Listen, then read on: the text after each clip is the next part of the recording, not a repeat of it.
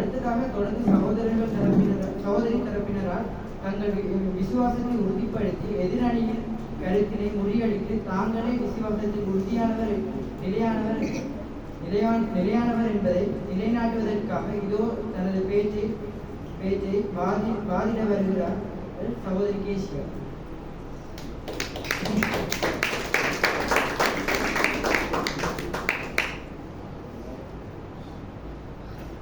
தேவாதி தேவனுக்கும் ஊழியக்காரனுக்கும் நடுவர் அவர்களுக்கும் சபை ஜனங்களுக்கும் எனது வணக்கத்தை தெரிவித்துக் கொண்டு எனது வாதத்தை முன்வைக்கின்றேன். முதலில் நமது நடுவர் அவர்களிடம் எனது மன்னிப்பை நான் கேட்டுக்கொள்கின்றேன். விசுவாசத்தில் நிலைத்து நிற்பவர்கள் பெண்கள் தான் என்பதை அவருக்கு நான் முதலாவதாக நான் கூற வந்த விடயம் உங்களுக்கே நன்றாக தெரியும் சகைவை பற்றி. சகைவு என்பவன் யார்? அவன் ஒரு வரி வசூலிப்பவர். அதை தீர்க்கதரிசியானவரை கூறுகின்றார். சகைவு வரி வசூலிப்பவர் என்று. ஆனால் அவருக்காக ஒருவர் ஜெபிக்கிறார். அவர் யார் உங்களுக்கு தெரியுமா? அவர்தான் தீர்க்கதரிசி சொல்கிறார் சகைவின் மனைவி. தேவன் சகைவின் மனைவியின் ஜெபத்தை கேட்டார்.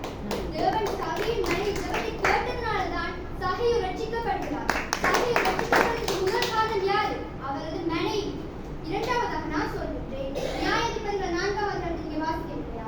நியாயாதிபதிகள் 4ஆம் அதிகாரத்துல தெபோரா தீர்க்கதரிசி இருக்கிறார். அவரை பாராக் என்பவர். தேவன் பாராக்கு சொல்ற சிசராவை உன் கையில் ஒப்பு கொடுப்பேன் என்று. ஆனால் பாராக் என்ன செய்யறேன் என்றால் தெபோராட்ட போய் சொல்றேன், நீ என்னோட கூட வராவிட்டால் நான் போக மாட்டேன், நீ வந்தால் தான் போவேன் என்று சொல்ற. இதுல இருந்து உங்களுக்கு என்ன விளங்குது? பாராக் அவன் அவிசுவாசம் விளங்குது. அவன் அவிசுவாசத்தை பார்த்து ஆண்டவரை என்ன செய்யறார் என்றால் அவருக்குரிய அந்த பெருமையை ஒரு ஸ்திரீயின் இடத்தில் கொடுக்கிறார். இதுல இருந்து என்ன விளங்குது? பாராக் என்ற ஒரு ஆணுடைய அவிசுவாசம் விளங்குகிறது. இது உங்களுக்கு தெரியாதா? அடுத்து நான் சொல்கின்றேன், தெபோரா ஒரு பெண்ணாக இருந்து அந்த பாராக் கூப்பிட்டுடனே ஆண்டவருடைய மேல் இந்த விசுவாசத்தினால அவள் போருக்கு செல்கின்றார். இது நூலாக தெபோராவுடைய விசுவாசம் எங்களுக்கு விளங்குகிறது. அடுத்ததாக அன்னாரை எடுத்துக்கொள்ளுங்கள். அன்னார் ஒரு அன்னாரை நோக்குவோமானால் அன்னார் ஆலயத்திற்கு சென்று தேவனிடத்தில் இருதயத்தில் பேசினார். இதனை 1 சாமுவேல் 1ஆம் அதிகாரம் 13ஆம் வசனத்தில் சொல்லுது. அன்னார் தன் இருதயத்திலே பேசினார், அவளுடைய உதடுகள் மாத்திரம் அசைந்தது, அவள் சத்தமோ கேட்கப்படவில்லை. ஆகையால் அவள் வெறுத்திருக்கிறாள் என்று ஏலி நினைத்து. இதிலிருந்து என்ன விளங்குது? அந்த ஏலியை நினைக்கிறார் இவர் அன்னாள் வெறுத்திருக்கிறாள் என்று ஏலியை நினைக்கிறார். இதிலிருந்து என்ன விளங்குது என்றால் அன்னாள் தன் தேவன் மீது வைத்திருந்த விசுவாசத்தை அவர் எதையும் குறித்து கவலைப்படல. அவர் தனக்கு சுற்றியுள்ளவர்களை பற்றி எதையும் பற்றி அவர் கவலைப்படாம தேவனிடத்துல தனது விண்ணப்பத்தை வைத்தார். தேவன் அன்னாளின் அழுகுரலை கேட்டார். அதனால தேவன் அவருக்கு ஒரு ஆண் குழந்தையை கொடுக்கிறார். இதுல என்ன விளங்குது? அன்னாளின் விசுவாசம் அன்னாளுக்கு அவருக்கு ஒரு ஆண் குழந்தையை கொடுக்கிறார். அடுத்ததாக நான் சொல்கின்ற இறுதியாக நான் சொல்கின்ற விடயமானது மரியாதை குறித்து. கபிரியல் தூதனானவர் கன்னிகை பெண்ணொருத்திடம் சொல்கிறார், பயப்படாதே, உனக்கு ஒரு குமாரனை கொடுக்க இயேசு என்று பெயரிடுவாயாக என்று கபிரியல் தூதனானவர் மரியாளிடம் கன்னிகை மரியாளிடம் சொல்றார். கன்னிகை மரியாளிடம் சொன்னா அந்த மரியாள் சொன்ன அடுத்த கிழமை அவள் எதையும் யோசிக்கல. அவள் சொன்ன ஒரு விடயம் என்ன என்றால், நான் ஆண்டவருக்கு அடிமை, உங்கள் சொற்படியே ஆகக்கடவுள் என்று முடிக்கிறார். இதுல என்ன விளங்குது? அவளுடைய விசுவாசம் விளங்குது. அந்த காலத்துல எத்தனையோ மரியாதை இருந்தார். ஏன் தேவன் அவளை தெரிவு செய்தாள் என்றால் அவள் விசுவாசத்திற்குரியவள். அடுத்ததாக அது மட்டுமில்ல, அந்த காலத்துல ஒரு பெண் கற்பவர், ஒரு பெண்ணுக்கு கற்பு என்பது முக்கியமான விடயம். அந்த வேளையிலையும் அவள் இயற்கைக்கு மாறானதையும் அவள் நடக்க வாய்ப்பில்லாதையும் அவள் விசுவாசித்து மற்றவர்கள் பற்றி அவள் கவலை கொள்ளாது.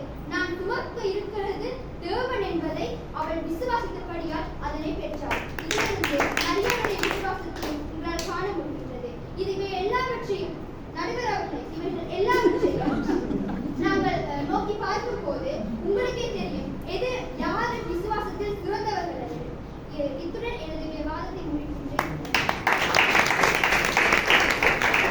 சகோதரர்கள் நாங்களே விசுவாசிப்பதில் நிலைத்தவர் என்று எடுத்துக்காட்டும் விதமாக சகேவின் மனைவியின் விசுவாசத்தை எடுத்துக்காட்டாக கூறி சென்றார். இவர் முன்வைத்த கருத்திற்கு எதிராக தங்கள் ஆண் சிங்க தரப்பில் இருந்த எப்ரோன் அவர்களை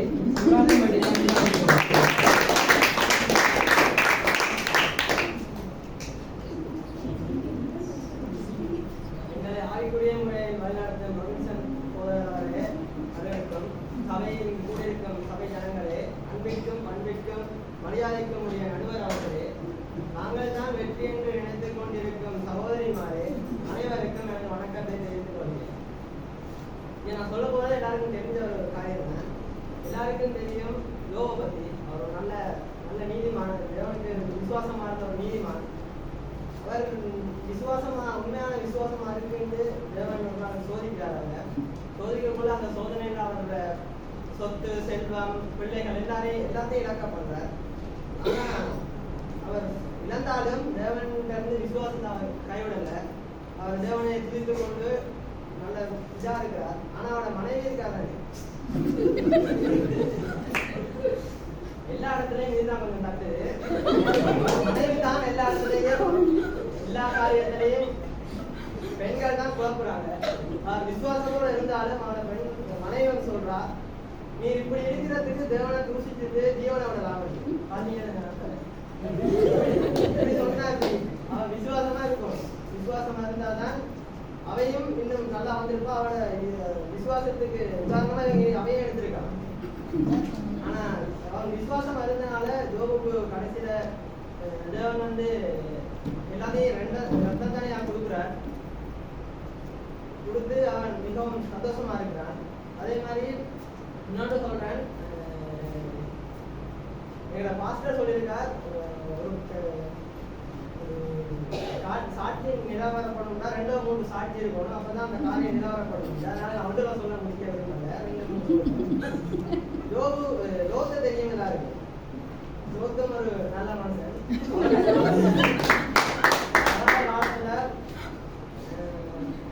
தேவதூதர்கள் வந்து சொல்றாங்க, நீ இருக்கிற தளிக்க போறேன், நீ இயர்ந்து போன்னு சொல்லி அவரை கையை பிடிச்சி வெளியே விடுறாங்க. அவர் வெளியே விட்டோட அவர் வந்து ஒரு ஒன்னத்தையும் பொருட்படுத்தாம போறார். ஆனா அவரோட மனைவி விஜய் மனைவி ஆனா அவரோட மனைவி வந்து அதை நிபேருக்கு வாங்கி வச்ச 50,000 உடுப்பெல்லாம் வீட்டுக்குள்ள இருக்கு. திரும்பி பார்த்தா அதையே பார்த்த விடுறதுக்கு பெண்களுக்கு மனசே இல்லை. அதுக்குள்ளதான் இப்பயும் இருக்கிறாங்க. அதே மாதிரி தானே பாஸ்டர் இன்னைக்கு செய்திலே சொன்னார், இனத்தை விளப்பிக்கொண்டது. அதனால மகள் மாறும் அது மாதிரி தான். பாவத்தை விட்டு போக மனசு இல்லாம அந்த சொந்த தகப்பனோட தவறான முறையில் மதுவை கொடுத்து அவரை வெறிக்க பண்ணி அவங்க கற்பவதி ஆகிறாங்க. தன்னை காப்பாத்தின கர்த்தர் வந்து அவங்களுக்கு அவனோட ஜாதியை பெருக பண்ணுவாங்க நம்ம விசுவாசிக்காம தவறான முறையில இதாகிறாங்க. ஆண்கள விசுவாசம் அப்படி இல்லை, அது ஒரு மலையை போல உறுதியானது. இல்ல இறுதி தீர்க்கதரிசியான வில்லியம் எல்லியன் பிரன்னா, அவரும் ஒரு அருமையான தீர்க்கதரிசி. அவருக்கு நடந்த சோதனை இது. அவனோட மகன் வந்து அவர் வேலை செஞ்சு கொண்டு கூட அவனோட மகன் வந்து சொல்றார், மகன் வந்து குழப்படி செய்றார். அப்போ அவனோட மனைவி சொல்றா, நீங்க கொஞ்சம் தண்ணி கொஞ்சம் குழப்பமா இருக்கு. 2-3 தடவை சொல்றார். அவன் வேலையாக கவனிக்கல. கடைசியா அவருக்கு கோபம் வந்து போறார். அப்போ அவனோட மகன பேர் சொல்லி கூப்பிடக்குள்ள அவர் வந்து ஓடி வந்து அப்பான்னு கட்டி கழுத்தை கட்டி பிடிச்சோன்னா அவருக்கு அந்த கோபம் எல்லாம் எங்கேயோ போயிட்டு. ஆனா அவனோட மனைவி அது எரிகிற நெருப்பு மாதிரி அணையல. கொழுந்து விட்டு எரிஞ்சனால அவர் ரூமுக்குள்ள அடிச்சு கதவை விட்டு போயிட்டா. அப்ப தீர்க்கதரிசி அவர் மாறி போயிட்டார், அவமானப்படுத்தின மாதிரி போயிட்டு. அப்ப அவர் போயிட்டு கூப்பிடுறார், வெளியே வாங்கன்னு. அவர் ஒன்றும் சொல்லல. இப்ப பெண்களுக்கு ஒரு விடயத்தை எப்படி தீர்க்கணும்னு தெரியா.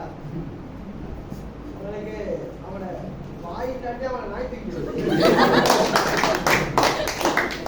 அவளுக்கு ஒன்று எப்படி டாக்டர்ன்னு தெரியா. ஆனா ஆண்கள்லாம் அப்படி இல்லை. எங்க சகோதரர்கள்லாம் அன்பால நினைஞ்சவங்க. அன்பால வெல்றவங்க ஆண்கள், பம்பால வெல்றவங்க பெண்கள். வார்த்தை நிறைவு செய்கிறேன்.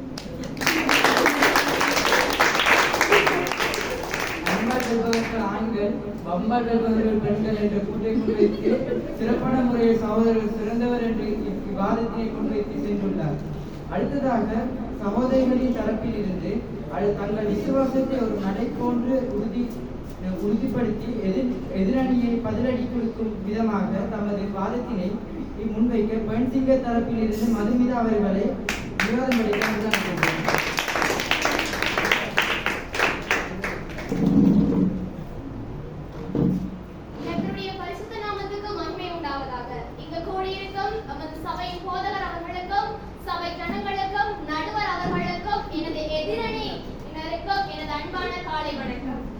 விசுவாசத்தில் உறுதியாய் இருப்பது பெண்களாகிய நாங்களே என்னும் தலைப்பில் நான் விவாதிக்க வந்துள்ளேன். சபை கணங்களே, நடுவர் அவர்களே நன்கு கவனிக்க வேண்டும். இன்றுதான் நமது போதகர் செய்தியை எடுத்தால் பெண்களை சபைக்கு ஒப்பிடுவார்கள் என்று. அப்ப நீங்க என்ன தூங்கிட்டா இருக்கீங்க? செய்தியை பெற்றுதான் நீங்க போதகர் சொல்றேன் பெண்களை சபைக்கு ஒப்பிடுகிறார். அதை ஒப்புறது ஒரு பெண் ஆணல்ல ஒரு பெண்ணை தான் ஒப்புறாங்க. அது மட்டும் இல்ல எதிரணியினர் கூறி சென்றிருந்தா என்னன்னா லோத்து வந்து லோத்தோட மனைவி என்ன செஞ்சாமா உடுப்பு வாங்கி வச்சதுனால பின்னால துணி பார்த்து உடுப்பு துணா அந்த உடுப்பு வாங்கி வந்து நீங்க தானே வீட்டுக்கு போனோம்னா சண்டை பிடிக்கிறது. அந்த உடுப்பை என்ன ஆசைப்படுத்தினா உங்களுக்கு காசு செலவழிக்கிறாதான்னு சொல்றது நீங்க தான். அதுக்கிடையே அந்த உடுப்பை பார்த்துன்னு சொல்லிட்டீங்க. அது மட்டுமா லோத்துக்கு விசுவாசம் இருந்திருந்தா தேவதூதன் வந்து சொல்றேன் என்னன்னா நீ இந்த இடத்தை நான் அழிக்க போறேன் உடனடியா கிளம்பு போங்கன்னு சொல்றேன். அவர் நின்றுட்டு இருக்கேன். அவர் அப்படியே நின்றுட்டு இருக்கேன். இல்ல நான் அப்ப என்ன செஞ்சிருக்கலாம்? அவர் விசுவாசத்துல உடனே போயிருக்கலாம். தேவன் சொன்ன உடனே போயிருந்திருக்கலாம். அதுவும் பக்கத்துல போவா. ஆனா விசுவாசத்துல உடனே போயிருப்பேன் தானே.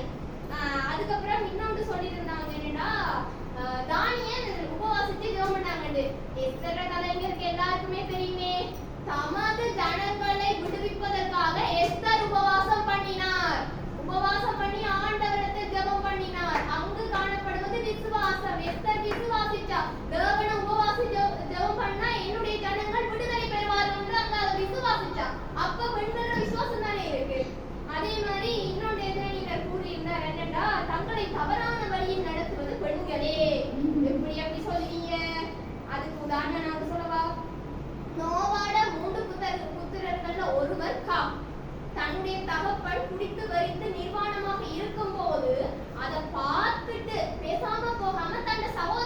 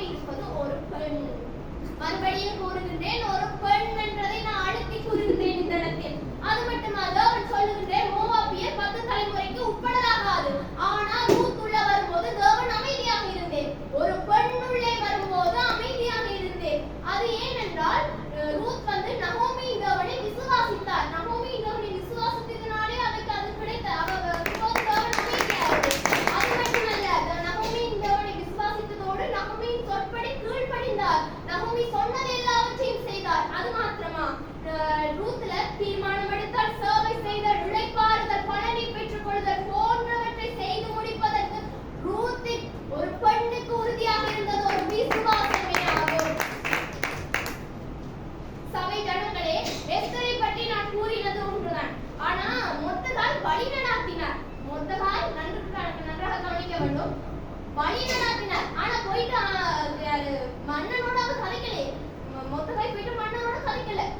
தன்னுடைய ஜனத்துக்காக வேண்டுதல் செய்யல, ஜெபம் பண்ணல. ஆனா அந்த ஜெபம் பண்ணது எல்லாம் போய் கதைச்சது எல்லாமே எஸ்தர். ஏனென்றா எஸ்தர் பயப்படல, தேவனை விசுவாசித்தார். எனக்கு ஒன்றும் நடக்காது, என்னுடைய பிள்ளைகளுக்கு ஒன்றும் நடக்காது, என்னுடைய ஜனத்துக்கு ஒன்றும் நடக்காது என்பதை அவர் விசுவாசித்தார்.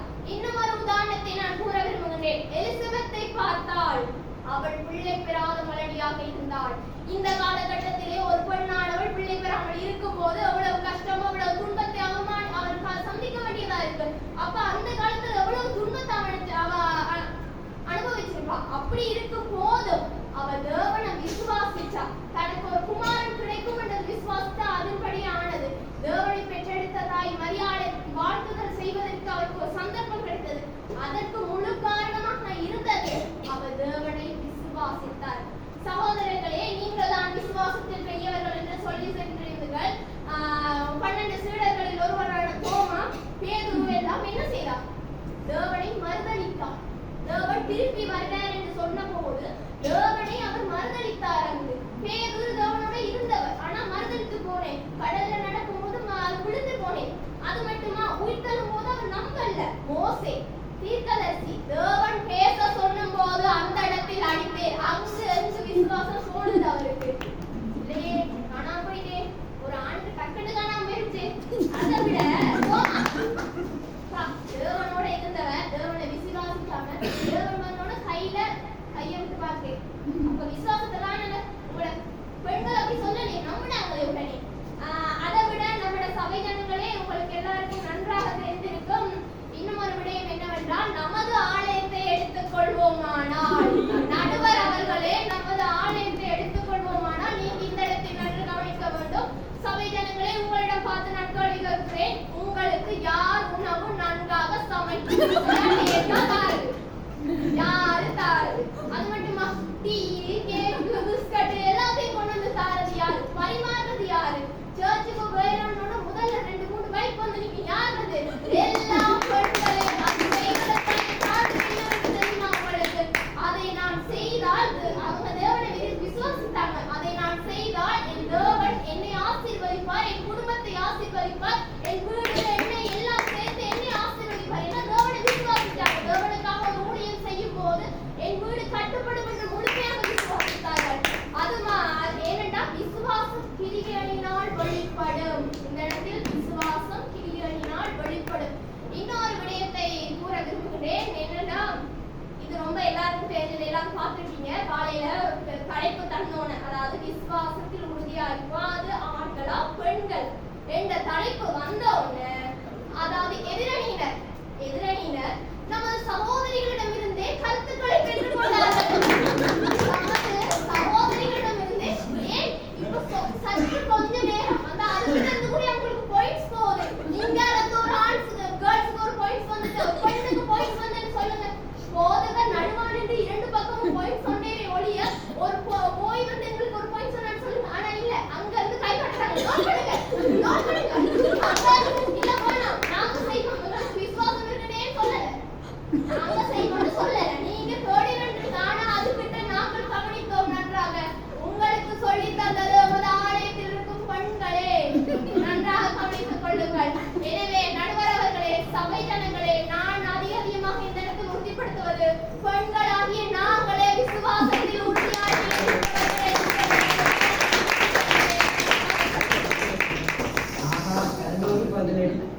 சகோதரிகள் நாங்களே விசுவாசிப்பதில் கருங்கல்லை போல் உறுதியானவர்கள் என்று எடுத்துக்காட்டி விவாதத்தை முடித்துள்ளனர். சகோதரர் கிறிஸ்பன் அவர்கள் விவாதங்களை கண்டுபிடிக்கிறார்.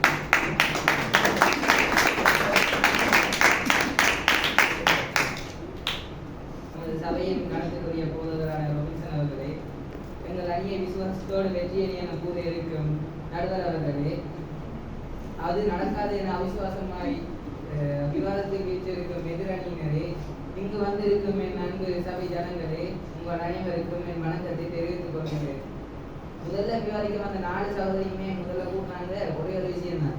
நாங்க தான் விசுவாசத்துல உறுதியானவங்க, நாங்க தான் விசுவாசத்துல உறுதியானவங்க அடிக்கடி முதல்ல பதிவு பண்ணாங்க. அவளுக்கு விசுவாசம் இல்லை, நடுவர்களே. ஆனா ஆண்கள் அப்படி செய்யல. அதையும் கர்த்தர் ஒப்பு கொடுத்து அதுக்காக ஜெபிச்சாங்க.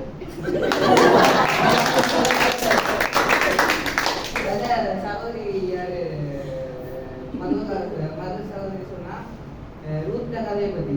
ரூத்ர கதையில பெண்கள் அர்ப்பணிப்பு அதிகமா தான் பேசப்பட்டது. அந்த அர்ப்பணிப்பை பாதுகாக்கவும் ஆசீர்வாதமா மாற்றுவதற்கு காரணமா இருந்தது ஒரு ஆனந்த விசுவாசம். மோவாப் அந்த டைம்ல ரூத்தின் வாழ்க்கையை மீட்கிறதுக்காக முன்வரலாட்டி அப்படி ஒரு விஷயமே நடந்திருக்காரு. ரூத் நீங்க அதை யாரும் நோட் பண்ணல. அந்த இடத்துல நடுவர்களே அதை நீங்க தெரிஞ்சுக்கொள்ளலாம். அடுத்து அதே சகோதரி தான் கூறினா எஸ்தர் வந்து விசுவாசத்துல சிறந்தவாண்டு. அவ பூர்ணாது படி பார்த்தா அது விசுவாசம் இல்லை, தான் உயிரை ஒரு உயர்ந்தளத்துல இருந்து கொடுப்பது மன தைரியம். அது மன தைரியம். தேவனுடைய திட்டம் இதுதான் என்று உணர்த்துவதுதான் விசுவாசம். அதை செஞ்சது யாரு? அதை செஞ்சது நம்ம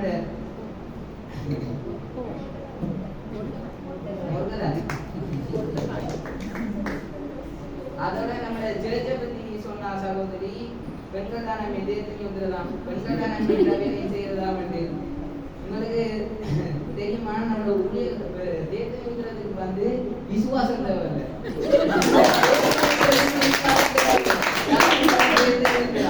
நம்மளோட ஊழியக்காரன் ஊழியங்களை சபையில பிரிச்சு கொடுத்திருக்கேன். அதுல ஒரு ஊழியம் தான் தேயத்தை வந்துறது.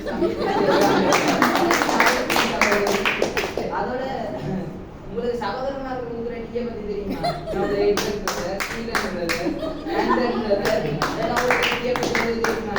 தேவன் ஒரு ஆள் மறந்துட்டு எங்களை பாஸ்டர் ஊத்துற டீயை நீங்க அடிமை. இன்னொரு சொல்றேன், குஸ்னிக்குள்ள அதாவது ஒரு பழமொழியா சொல்லுவாங்க, அதாவது பூமியா சொல்லுவோம். குஸ்னிக்குள்ள அந்த நீங்க ஊத்துறது கலரி தண்ணி.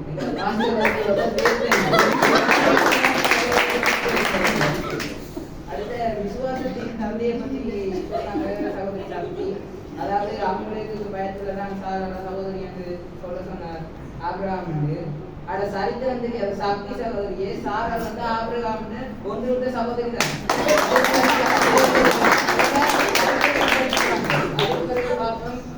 விவாதத்தை பூமியை பார்க்கிறே அது ஒழுங்கினமும் விரும்பியமா தான் இருக்கு.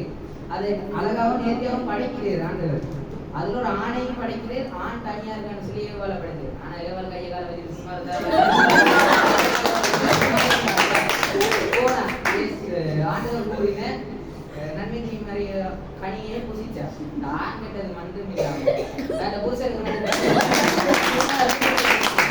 அவ்வளவு நாள் இந்த சுதந்திரமா சுத்தி திரிஞ்ச ஆதாமுக்கு இப்படி ஒரு நன்மை. இதுல இருந்து விளங்கு ஆண்கள விசுவாசம் வந்து எப்படிப்பட்டது, பெண்கள விசுவாசம் எப்படிப்பட்டது. அதோட ஆபிரகாம் என்னோட விசுவாசம், ஆபிரகாம் ஒரு விசுவாசம் தந்தைன்னு எல்லாருக்குமே தெரிஞ்சிருக்கு.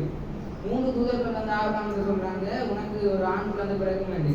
அவர் சொல்றதும் சொன்னோடனே அவர் பிள்ளைக்குரிய எல்லா உபகரணங்களையும் வாங்கி வைக்கிறேன். அதுல இருந்து விளங்கலை அவரோட விசுவாசம் என்னது. இங்க சில பாயிண்ட் மட்டும் வச்சுட்டு விசுவாசம் தந்தையை நம்ம கையிருக்க கூடாது. ஆனா சாரால் வந்து கூடாரத்துக்குள்ள இருந்து நகைக்கிறார். அதை அவர் சொல்ல மறந்துட்டாங்க நினைக்கிறேன். அவர் வாசிக்கவும் மறந்துட்டாங்க வேதாங்கத்துல. இதுல இருந்து விளங்குறையா பெண்களோட விசுவாசம் மனநாள கட்டப்பட வீடு போல உடைஞ்சு விழுந்து. ஆனா ஆண்களோட விசுவாசம் கருங்காலினால அதிகாரம் கட்டப்பட்ட வீடு போல. அந்த 3 வயசுலயும் ஒரு குழந்தையை தருவாருன்னு ஆபிரகாமுக்கு ஆண்டவர் வந்து வாக்களிக்கிறேன். அதை நம்புறேன். ஆபிரகாமும் விசுவாசிக்கிறேன். அதே பிள்ளையை தான் தகன பலியிடையும் சொல்றேன். அப்பவும் கொண்டு போய் தகன பலியிடுறேன். அதுல என்ன விசுவாசம் இருக்குன்னு சொன்னா, அந்த பிள்ளைய வந்து தனக்கு 3 வயதுல ஒரு பிள்ளைய தந்தவர் அதை தகன பலியிட சொன்னாலும் திரும்பி முயற்ற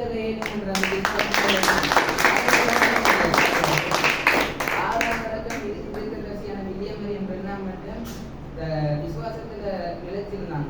ஆண்கள் தான் நிலைச்சிருந்தாங்க. நீங்க தீர்க்கதரிசியை பத்தி கதைக்கு சொன்னா முதலாவது உங்களோட பெண் சகோதரிகள் கேட்கிற உங்கள்ட்ட அதிகமாக பேர் வர்றது யாரு? ஆண்கள பேர் வருமா, பெண்கள பேர் வருமா? இதுல இருந்து விலங்கலையா உங்களுக்கு பெண்கள விட ஆண்கள தான் அதிக தீர்க்கதரிசிகள் இருக்காங்க. அதே மாதிரி அதிக விசுவாசமும் இருக்கு. என கூறிக்கொண்டு எதிரணியின் தலைவி வீரம் கொண்டு கண்களில் கோபத்தை விவாதத்தை முடிப்பதற்காக வந்து கொண்டிருக்கிறார். நன்றி.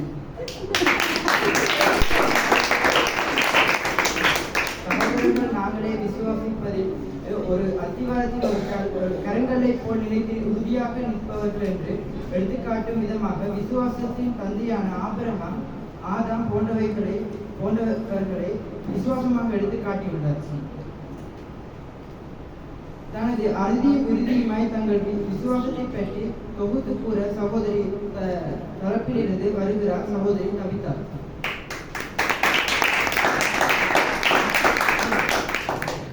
சபையார் அனைவருக்கும் மீண்டும் ஒரு தடவை கர்த்தருடைய நாமத்தில் வாழ்த்துக்களை தெரிவித்துக் கொள்கிறேன். இங்கு நடுவர் அவர்களே, ஆண்களின் விசுவாசம் கருங்கட்டி அல்ல பனிக்கட்டி. விளங்கிக் கொள்ளுங்கள், பனிக்கட்டி. முதலாவதாக செஷான் கூறுகிறார், ஆபிரகாம் எல்லாவற்றையும் விட்டு சென்றார் என.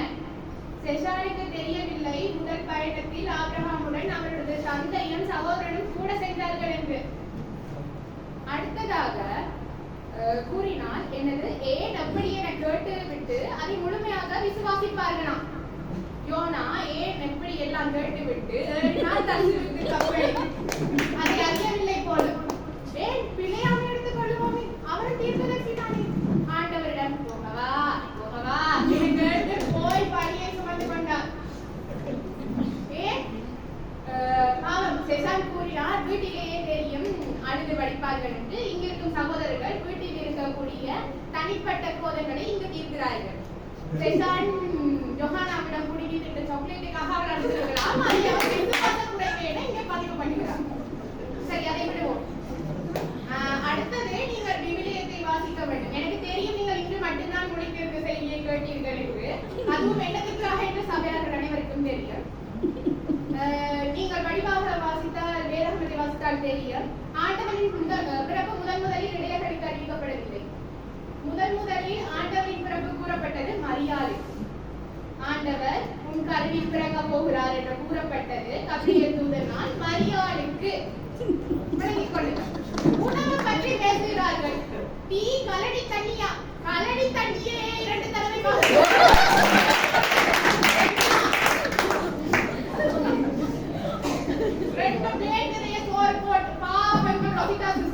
உங்களுக்கு சமைத்து தந்து பொன்னாட கைகள் தேய்ந்து விட்டன.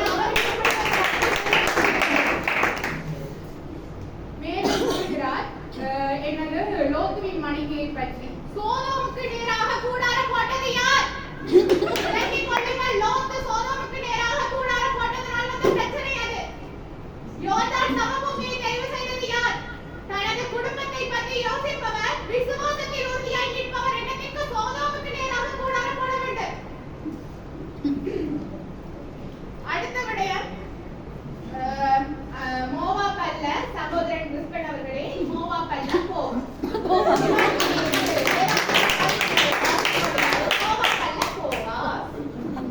அடுத்ததாக தைரியமா விசுவாசம் இல்லையா? விசுவாசிக்காமல் தைரியம் வருமா? முன்னால் போய் நிற்கிறோம், நாம் உயிரோடு இருப்போமா இல்லையா என்று தெரியாது. பயம் இருக்கும். பயம் எது? பயத்தை நிவர்த்தியாக்குவது எது? விசுவாசம். விசுவாசம் இருந்தால் தைரியம் வரும்.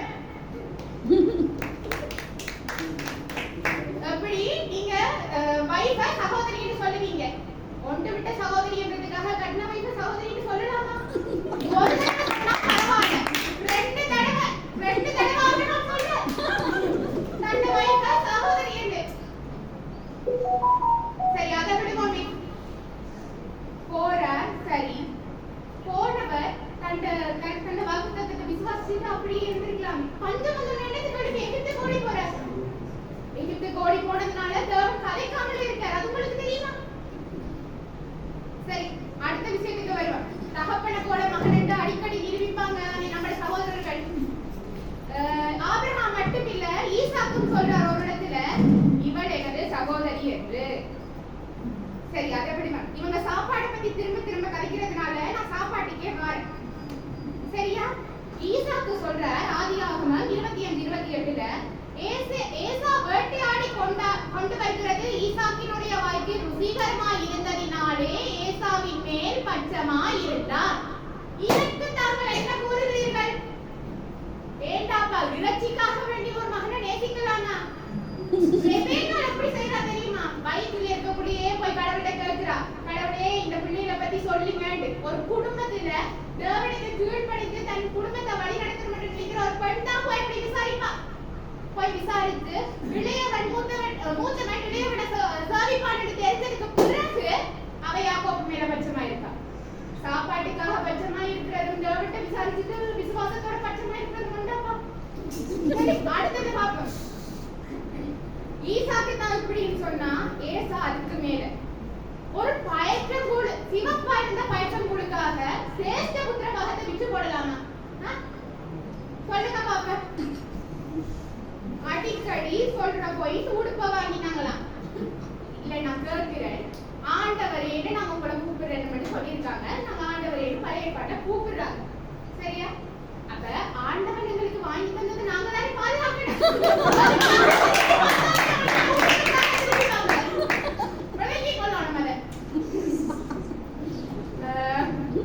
அடுத்த விஷயமா ஆபிரகாம பத்தி சொல்றதுல ஒரு தடவை ரெண்டு தடவை இல்ல, நான் திரும்ப இன்னொரு பாயிண்ட் சொல்றேன். நீங்க நினைக்கிறேன் விவாத நேரம் தூக்கி கொண்டு உங்களுக்கு தெரியல. ஆதியாகமம் 14:14 தேவன் சொல்றார், அப்பொழுது ஆபிரகாம் முகம் குப்புற விழுந்து நகைத்து 100 வயதானவனுக்கு பிள்ளை பிறக்குமோ 90 வயதான சாராள் பிள்ளை பெறுவாளோ என்று தன் இருதயத்தில் சொல்லிக் கொண்டு. இப்ப நான் சொல்றேன், சாராளோட விசுவாச குறைவுக்கு காரணமே ஆபிரகாம். சரி, அடுத்ததுக்கு வருவோம். யாராவது நம்முடைய சகோதரர்களுக்கு கொஞ்சம் நீங்க கூட தானே ஒரு சகோதரி, கானான் தேசத்தை சேர்ந்த சகோதரி தேவன்ட்ட வந்து எந்த பிள்ளைக்கு பிசாசு பிடிச்சு தேவனையை காப்பாத்துமன்னோன்னு தேவன் என்ன செய்யறாருன்னு சொன்னா விசுவாசத்தை சோதிக்க விடுக்கிறார். சொல்ற பிள்ளைகளுக்கு கொடுக்குற அப்பத்தை நாய்க்கு கொடுக்கலாமா அப்படின்னு கேட்கிறார். நம்முடைய சகோதரர்களை தோற்கிறது கேட்டு பாருங்களேன். நீங்க என்னத்த சொல்றது, நான் என்னத்த கேட்கறதுன்னு நிற்பாங்க. சகோதரி விசுவாசத்தினால சொல்றா, மேஜையில் இருந்து விழுந்த துணிக்கைகளை நாய்கள் நக்குமே அப்படின்றா. அதனால அவட மகள் சுகமும் அடைகிறா. இத பத்தி எல்லாம் நம்முடைய சகோதரர்களுக்கு தெரியாது போல. சரி, எல்லாத்தையும் விடுவேன். இப்ப நான் இன்னொரு மெயின் போயிட்டு வரேன். நீங்க என்ன அடிக்கடி ஏவாளுங்க? ஏவாள் ஜீவன் என்பவருக்கு எல்லாம் தாய், ஆதாம் மண். தெரியுமா?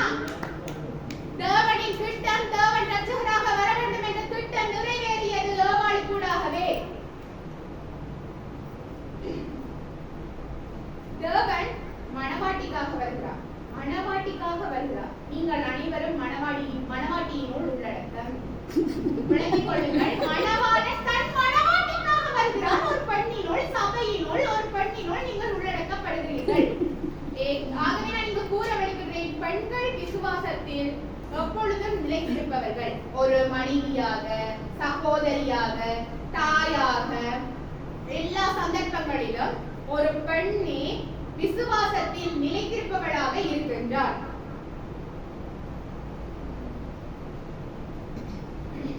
மற்றது இன்னொரு விஷயம், மனைவியை பற்றி இவர்கள் கூறியதும் எனக்கு ஒரு விஷயம் ஞாபகத்திற்கு வந்தது. பிலாத்துவின் மனைவியை பற்றி இவர்களுக்கு தெரியாது போல. பிலாத்து கையை கழுவிவிட்ட சந்தர்ப்பத்தில் முதலாவதாகவே ஆள் அனுப்பி பிலாத்துவின் மனைவி கூறுகிறார், நான் இவரை பற்றி கனவு கண்டேன், பதறி போனேன், அவர் நல்லவர், அவரை விடுதலையாக்குங்கள் என்று. மக்களுக்கு பயந்து பிலாத்து செய்த காரியம் தெரியுமா? போத்தலை எடுத்து பிறகு கைகளை கழுவி விடுகிறார். விளங்கிக் கொள்ளுங்கள், இதிலிருந்து விளங்குகிறது உங்கள் விசுவாசம். சரி, நான் கடைசியாக ஒன்று கூற விரும்புகிறேன். இங்கு சகோதரர்களே, உங்கள் விசுவாசம் மலையை போன்றது என்றீர்கள். நான் ஒத்துக்கொள்கிறேன், பனிமலையை போன்றது. சூரியனை கண்டவுடன் பூகோள வெப்பம் உயர்ந்தவுடன் உருகி வழிந்துவிடும். கல்லு போன்றது என்றீர்கள், கல்லுகள்ல பனிக்கட்டி போன்றது. பெண்களின் விசுவாசம் சூரியனை போன்றது, ஆண்களின் விசுவாசம் சந்திரனை போன்றது. நாளுக்கு நாள் தேய்வடையும், சிலவளை காணாமலே போகும். விளங்கிக் கொள்ளுங்கள். நடுவரவர்களை நான் சொன்ன அவலத்தையும் நீங்கள் நோட் பண்ணியிருப்பீர்கள் தான் உங்களுக்கு தெரியும். பெண்களின் விசுவாசம் என்று நிலை பெற்றிருக்கும், ஆண்களின் விசுவாசம் அல்ல என கூறிக்கொண்டு விடைபெறுகிறேன். தங்கள் விவாதத்தை தொகுத்து கூற வருகிறார் சகோதரர் கிருஷ்ணன்.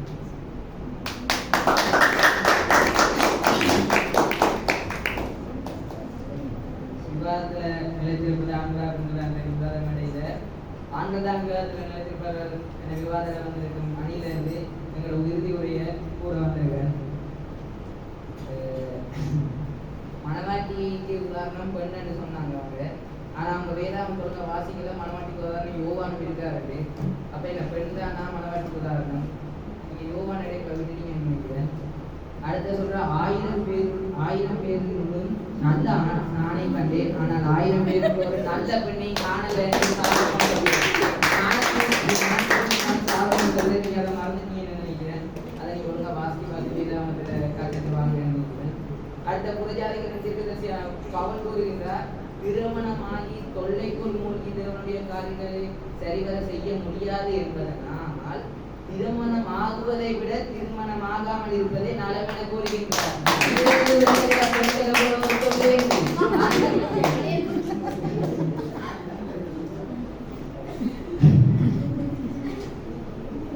அதோட இயேசுடைய சிலுவை பயணத்துல இயேசுடைய சிலுவையில் அறையப்பட அவரோட வலது பக்கத்துல ஒரு கல்வன் இருக்கிறான். அவன் அங்க விசுவாசிச்சான். அதாவது நீ பரதேசி செல்லும் போது என்னை நினையும் என்று அங்க விசுவாசிச்சான்.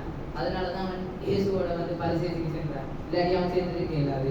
இதை விட ஒரு நல்ல உதாரணம் வேணும் அவங்களுக்கு சாகும் தருவாயில கூட விசுவாசிக்கிறதுக்கு. அடுத்த இன்னும் விடயம் ஜீவன் உள்ளவருக்கு எல்லாருக்கும் தாய் ஏவாளுன்னு சொன்னாங்க. நாங்க ஆதாமுக்கு மண்ணுன்னு சொன்னாங்க அவங்க. ஆனா ஆதாம விழாக்குள்ள கொண்டு எடுத்துதான் ஜீவன் உள்ளவருக்கு எல்லாருக்கும் தாயா ஞாபகப்படுத்துறேன். அதனாலதான் நீங்க வந்து எங்களோட எலும்பை நாங்க திருப்பி வாங்கினோம்னா அடுத்து நான் நிறைய அனுபவிப்பேன். அடுவரவர்களுக்கே தெரியும் நாங்க வெற்றி பெற போறோம். அதனால கடைசி வந்து சொல்றேன், இதை குறிச்சு வைக்க நடுவரவர்களே தேவைப்படும் சவிஜரங்களை நீங்கள் குறிக்கிறீங்க. ஆண்கள் விசுவாசத்தில் வீசும் வாசம். எப்படி? ஆண்கள் விசுவாசத்தில் வீசும் வாசம். பெண்களில் உள்ளதோ வெறும் வெளி வேஷம் என்று சொல்கிறார்.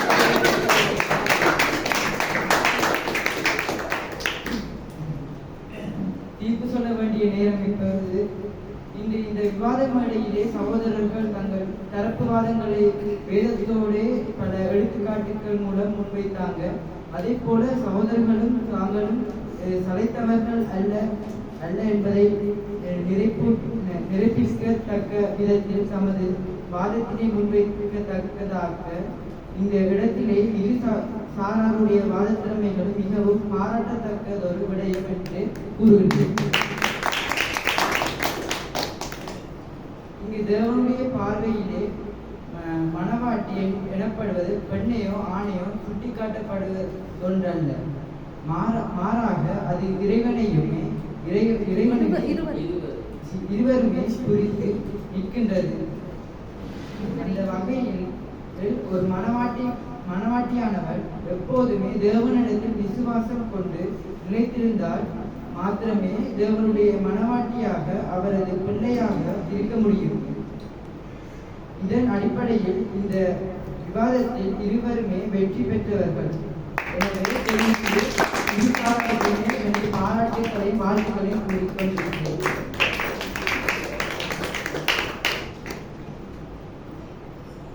விசுவாசம் என்பதில் ஆண்கள் மாத்திரமோ அல்லது பெண்கள் மாத்திரமோ நிலைத்திருக்க வேண்டுமெனில் இரு சாராருமே தேவரிடத்தில் விசுவாசமாய் இருக்க வேண்டியது அவசியம் என்பதை இந்த விவாதத்தின் கூடாக நாம் கண்டு கொண்டோம். இந்த சூழ்நிலையானாலும் எந்த நெருக்கமானாலும் நாம் யாருமே தேவனின் விசுவாசமாய் இருந்து அவரே சார்ந்து நிலைத்திருப்போம். இனிவரும் புதிய ஆண்டில் சிறந்த தீர்மானம் செய்வோம். விசுவாசத்தில் வளர்ப்போம். அனைவருக்கும் நன்றி. வணக்கம்.